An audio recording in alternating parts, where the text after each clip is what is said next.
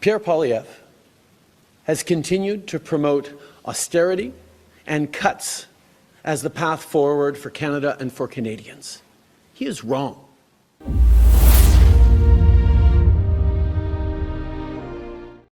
Hey gang, what's up? Just Aaron right here, Question Period Canada. It's Sunday, it's supposed to be a holy day, but my goodness, Pierre Poilievre and Justin Trudeau forgot all about that. The gloves are off, these guys are having press conferences in different cities and taking pot shots at each other. It's pretty fun for a Sunday. Let's take a look. Across our country, I think they will agree, when they fill up their tank, when they go shopping themselves, these truckers will tell you that after 8 years, Justin Trudeau is not worth the cost, crime, or corruption. He's not worth the cost. You see that every day at the grocery store. When you take the items out of and run them through the scan, and you see that number getting bigger and bigger, and you sometimes feel like you have to put things back in the cart and return them to the shelves because you can't afford to pay the bill. This is a common story now. 1 in 10 Torontonians are going to a food bank after 8 years of Justin Trudeau. 1 in 10. Can you imagine that? One of the biggest and wealthiest cities in the world. 2 million food bank visits a year in Canada. That's a record-smashing increase of 32% since Trudeau took office. Next year, we expect 1 million more annual visits because food prices continue to rise faster than wages. After 8 years of Justin Trudeau, we've had 28 dead bodies in freezers outside the St. John's Hospital next to a dumpster because their families can't afford a burial or cremation. These in Armukto, 50 military families are eating at the local food bank. Military families who risk their lives for us are not getting enough to pay for their groceries. After 8 years of Trudeau, there are now 35 homeless encampments in Halifax, in one city. These encampments are now visible everywhere you go. The food professor, Sylvain Charlebois, reveals that after 8 years of Trudeau, not only is the price of food going up, but the amount Canadians have to pay for it is going down. In other words, most families are spending less than is necessary to buy their families an affordable a nutritious basket of food. That means people are going malnourished. Scurvy is making a comeback after 8 years of Justin Trudeau. These are the real-world consequences of Justin Trudeau and the NDP doubling the national debt, raising taxes on middle-class and poor Canadians. Trudeau famously said that the economy is not about numbers, it's about people. Well, I hate to break it to you, Justin, but numbers affect people. In fact, as Pythagoras said, numbers rule the universe. And numbers are the things that you see on that receipt at the grocery store. Numbers are the things on the price billboard at the gas station. Numbers are those little digits on the screen when you're looking at your monthly mortgage payment. If you're brave enough to bring it up on your screen, those are all numbers, Justin. And those numbers impact how much food are in the bellies of people, or whether they have roofs over their heads, or whether they have to work 70 hours a week just to avoid eviction. Numbers rule the universe, and unfortunately the numbers are cruel for Canadians after 8 years.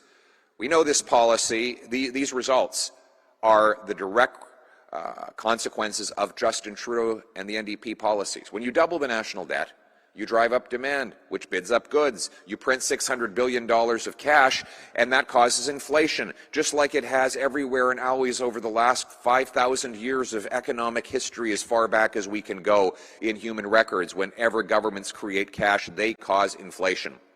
And what is he doing now? He's out making multi-billion-dollar announcements of inflationary spending that will drive up the cost of your living again. It's like he's spraying billions of dollars out of a fire hose, but it's more like spraying gasoline on the fire. He's like Justin Trudeau promising to fight inflation is like a pyromaniac promising to fight a fire. He's the one that lit the fire with his taxes and his deficits. And every day you see him in these photo ops, know the money that he's spitting out of his mouth is money that will come out of your pocket, just like it has for the last 8 years, and all with the help of Jagmeet Singh. The good news is life was not like this before Justin Trudeau, and it won't be like this after he's gone. He's not worth the cost, crime, or corruption. Canadians are good and decent people. They do not have to give up on the things they used to take for granted, like affordable food and homes, all for the ego and incompetence of one man. Common sense Conservatives have a plan to axe the tax, build the homes, fix the budget, and stop the crime. Axe the tax, build the homes, fix the budget, and stop the crime. In doing so, we will restore the Canadian promise, the promise that was made to all of my friends behind us today, but particularly to Jazraj, whose family came here with a small bank account but big dreams, and he went on to start a business, build homes, and become a member of Parliament. The promise made to my family when I was born to a 16-year-old unwed mother who put me up for adoption to 2 school teachers, and they raised me to believe that it didn't matter where I came from, it mattered where I was going. It didn't matter who I knew, but what I could do. And that's the country that my wife came to as a refugee and in which her family has succeeded. That is Canada's promise. Though it is broken now, we will restore it. And today we demand the government reverse the policies that have destroyed the middle and working class people. But we are making 3 specific demands for Justin Trudeau for the forthcoming budget. First, axe the tax on food and farmers by passing C-234. That will take carbon tax off farmers' barns and drying to provide food price relief to Canadians. 2, build homes and not bureaucracy by requiring cities permit 15% more housing completions each year as a condition of receiving federal funds.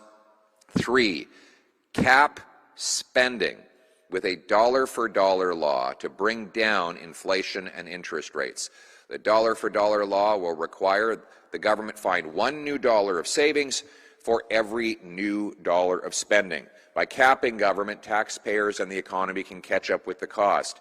We can balance the budget again and bring down inflation and interest rates. This dollar-for-dollar principle is the one that single moms, small businesses, and seniors use to run their finances, and it is what we are demanding the government implement as well. Again, axe the Trudeau tax on food and farmers.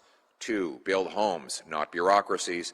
And 3, cap the spending with a dollar-for-dollar law to bring down inflation and interest rates.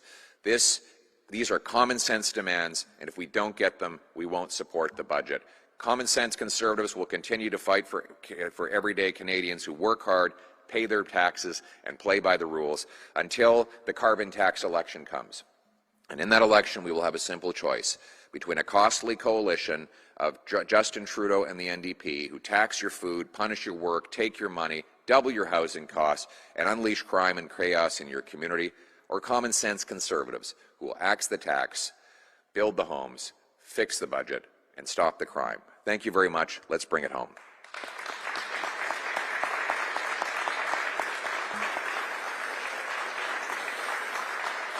Thanks, guys. Thank you. Thank you. Thank you so much. We'll now have time for a few questions from the floor. Clayton Demain with True North. You said you'd, in the past, that you'd work toward meeting Canada's NATO target of spending 2% of our GDP on defense. Where would that money be spent? And under your dollar-for-dollar plan, where would you cut to account for that massive spending? Well, where would it be spent? On the front lines, better equipment and better resources for the men and women in uniform, more reservists who are not only equipped to prepare Canada for an armed conflict, but also can apply the military skills they learn in the civilian economy. How will we do the dollar for dollar rule? Well, we're going to cut back office bureaucracy, botched procurements, and foreign aid to dictators, terrorists, and multinational bureaucracies. We'll bring that money home and invest it in our military. Thank you. Thank you. Next question. Steve from TVO. Hi, Pierre. Could you describe your relationship with Doug Ford? He's the Premier. I'm the leader of the federal opposition and the next Prime Minister of Canada.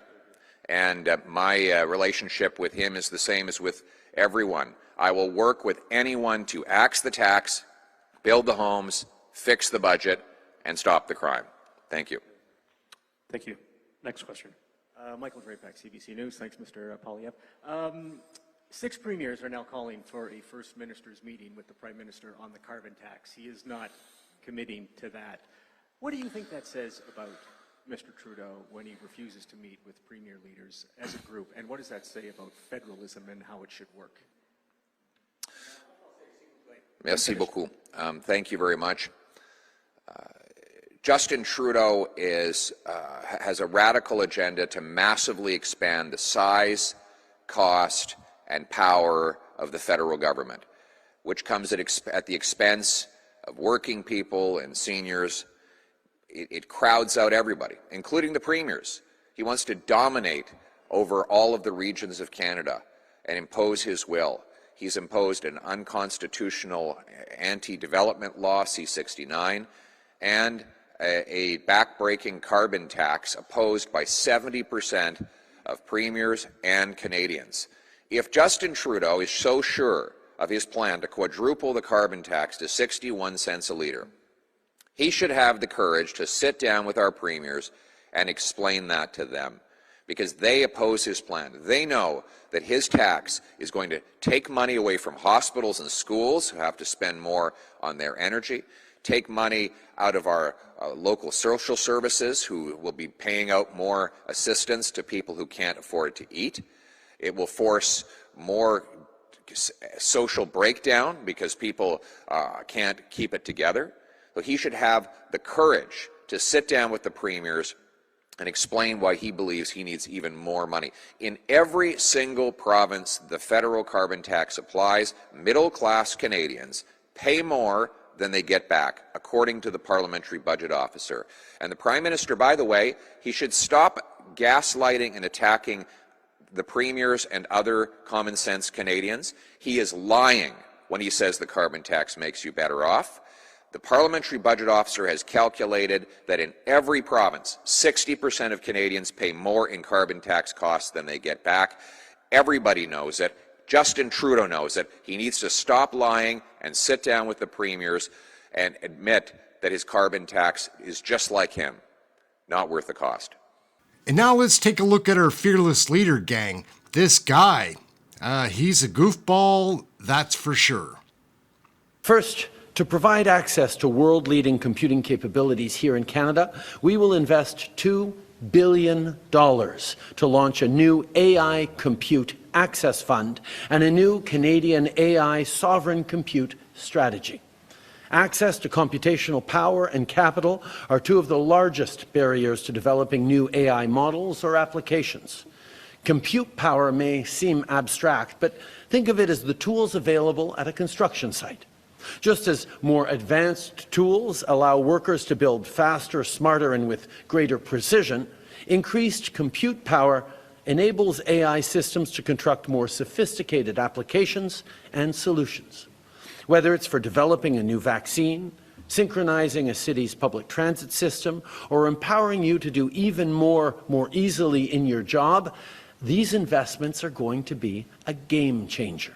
This is about having the technological infrastructure we need to power our ambitions and support our AI researchers, innovators, and startups. Second, we want to help companies adopt AI in a way that will have positive impacts for everyone. To do that, we will invest $200 million through regional development agencies to boost the adoption of AI in critical sectors such as agriculture, healthcare, and manufacturing. $100 million in the AI Assist program to help small and medium-sized enterprises scale up and increase productivity by developing and deploying new AI solutions, and $50 million to provide training to workers who may be disrupted by AI, for example, to give new tools to workers in creative industries. Pierre Poilievre has continued to promote austerity and cuts as the path forward for Canada and for Canadians.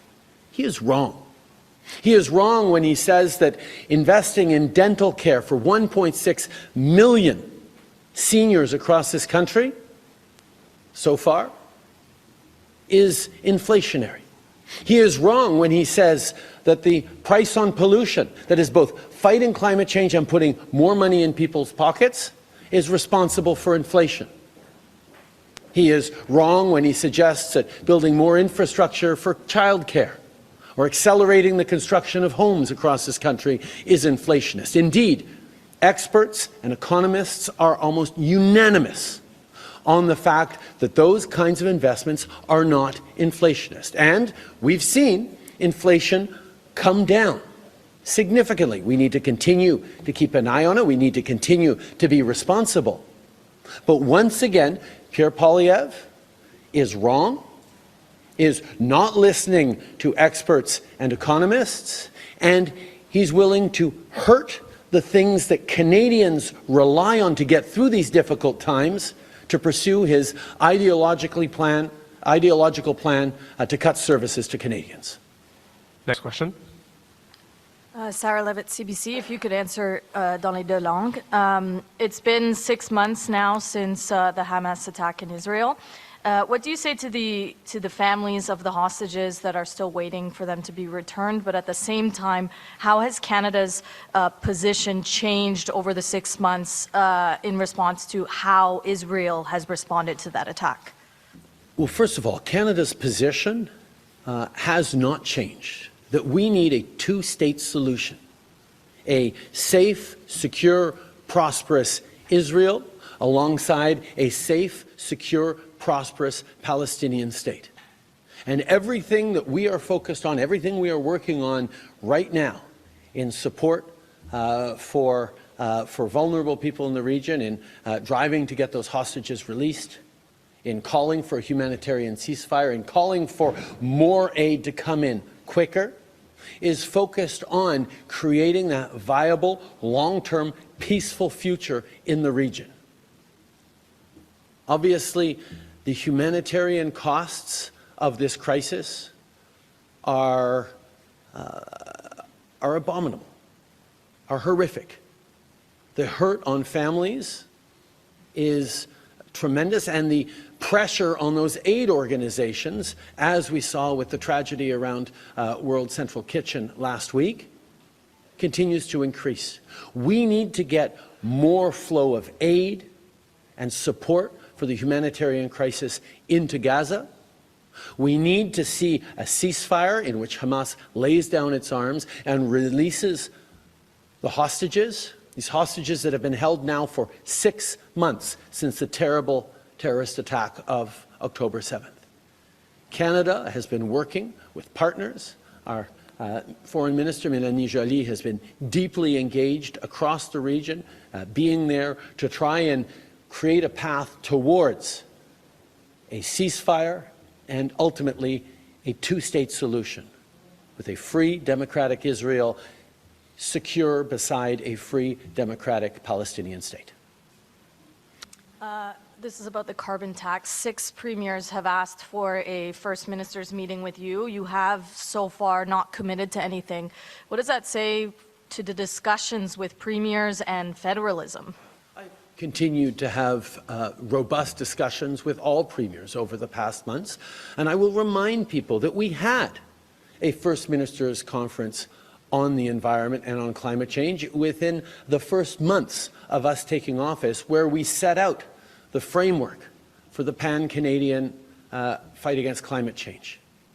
That's exactly what we did, and we created both a backstop mechanism that puts a price on pollution and puts more money in people's pockets, and the opportunity for provinces that wanted to create their own system to ensure pollution wasn't free to do exactly that. So any premier that doesn't want to be subject to the price on pollution can do like Quebec or like BC have done and bring in their own way of making sure that pollution isn't free. Now, the premiers continue to talk about stepping back in our fight against climate change and stepping back in the affordability measures that are putting hundreds of dollars every few months in the pockets of Canadian families. Canadian families, middle class and lower income families, get more money with the Canada carbon rebate. Economists are clear on this, than they do without it. And it is a powerful tool representing about a third of our fight against climate change and our ability to reduce emissions. If the premiers want to propose, individually or collectively, another way of fighting climate change and supporting affordability for Canadians, I'm all ears. But right now, all we see is premiers misinforming Canadians and wanting to take away the Canada carbon rebate checks that are making a huge difference in people's lives. Prochaine question. Bonjour, M. Trudeau, Audrey Neveu de Radio-Canada. Quand vous avez été élu, vous avez promis des modestes déficits de 10 milliards de dollars. 8 ans plus tard, ça a gonflé à plus de 40 milliards de dollars. Est-ce que vous n'avez pas peur que votre legs politique devienne ces déficits très importants? Je pense qu'on doit reconnaître qu'effectivement, il y a eu une pandémie dans laquelle il a fallu qu'on fasse des investissements massifs pour pouvoir aider les familles, pour pouvoir aider l'économie à continuer, pour pouvoir aider les entreprises à tenir tête pendant cette pandémie. Et oui, on a été là pour investir malgré les inquiétudes des autres, mais ce que ça a fait, on a rebondi plus rapidement de la pandémie que bien d'autres pays et notre économie continue d'être en grande croissance. J'ai toujours eu la conviction qu'un pays confiant investit dans soi-même, investit dans ses citoyens. C'est exactement ce qu'on est en train de faire aujourd'hui avec des investissements dans la capacité de nos chercheurs, de nos entreprises à innover, à être des leaders mondiaux. C'est exactement ce qu'on est en train de faire avec nos investissements en plus de places en garderie, avec des infrastructures qui vont permettre aux familles d'avoir ces places en garderie abordables. C'est exactement ce qu'on est en train de faire avec des investissements dans les soins dentaires qui vont permettre à nos aînés et à nos enfants qui n'ont pas accès à des soins dentaires d'avoir les avantages, les opportunités qui viennent avec ça. C'est des investissements dans notre pays et ça va créer un pays prospère et confiant dans les années à venir. Alors, oui, on a les conservateurs qui continuent de prêcher l'austérité, les coupures dans les services dont les Canadiens ont besoin. Mais ce n'est pas ça qui va aider les gens maintenant, ce n'est pas ça qui construit une économie forte de demain. Depuis une semaine et demie environ, vous avez annoncé avec l'annonce d'aujourd'hui 10 milliards et demi de nouveaux investissements, alors que, comme je le disais, les déficits ne cessent d'augmenter. M. Poilievre vous demande de couper $1 pour chaque nouveau dollar dépensé. Qu'est-ce que vous allez couper pour essayer de maîtriser les dépenses publiques? Écoutez, un encadrement responsable de notre situation fiscale a toujours été au centre de ce qu'on fait en tant que gouvernement. Malgré l'austérité que prône M. Poilievre, le Canada a le meilleur bilan financier du G7. On a le plus bas taux de dette par rapport à notre PIB. On a le plus bas déficit du G7. On a augmenté de 60% les investissements étrangers qui s'en viennent au Canada depuis qu'on est au pouvoir parce qu'on est en train de faire les choses dans lesquelles le monde veut investir. Et on est encore le 3e plus gros pays au monde avec une cote de crédit AAA. Et ça, on fait ça parce qu'on est en train d'investir de façon responsable pour l'avenir. Je comprends que la job des politiciens d'opposition, c'est de critiquer le gouvernement. Il le fait. Mais il faut aussi regarder ce que les experts sont en train de dire, ce que les académiques, ce que les économistes d'à travers le monde sont en train de dire, que ce qui se passe au Canada est responsable et branché sur l'avenir. Et c'est pour ça que notre budget, qui mise sur des opportunités et de créer une économie plus juste pour toutes les générations, est responsable et est quelque chose que j'ai bien hâte de partager avec les citoyens le 16 avril. I'm just trying to remember where I started this one. Look, the job of an opposition leader is to criticize the government. We get that. But it's not to fearmonger. If you look at what economists are saying, if you look at what responsible analysts are saying, they're pointing out that Canada has the lowest deficit numbers in the G7. The best debt to GDP ratio, the size of our debt as a report of the size of our economy in the G7. We're the third largest economy in the world with a AAA credit rating because the bond rating agencies internationally see that Canada has a responsible and fiscal plan. And we're doing that not just in spite of the fact, but because of the fact that we're investing responsibly in things that are going to create a better future, including a stronger economy into the future. Drawing in global investment. We've increased foreign direct investment by 60% over the past years because of the investments we're creating in creating a stronger workforce, better communities, more innovation, more science. That's because of decisions that this government has taken. We're investing in more spaces in childcare with infrastructure investment. We're investing in things like a national food program, which sounds like a social policy, but also is a foundational economic policy because when kids can actually learn with full bellies, they are more successful through the rest of their lives and contribute more to the growth of this country. We're going to continue to step up and be there for Canadians in this challenging time, at a time where the only answer the Conservatives have to offer is cuts to the programs and services that Canadians need and austerity in the federal budget. That's not how to grow an economy. That's not how to build a brighter future. We're going to stay focused on a budget and a plan that brings in fairness for every generation. Next question.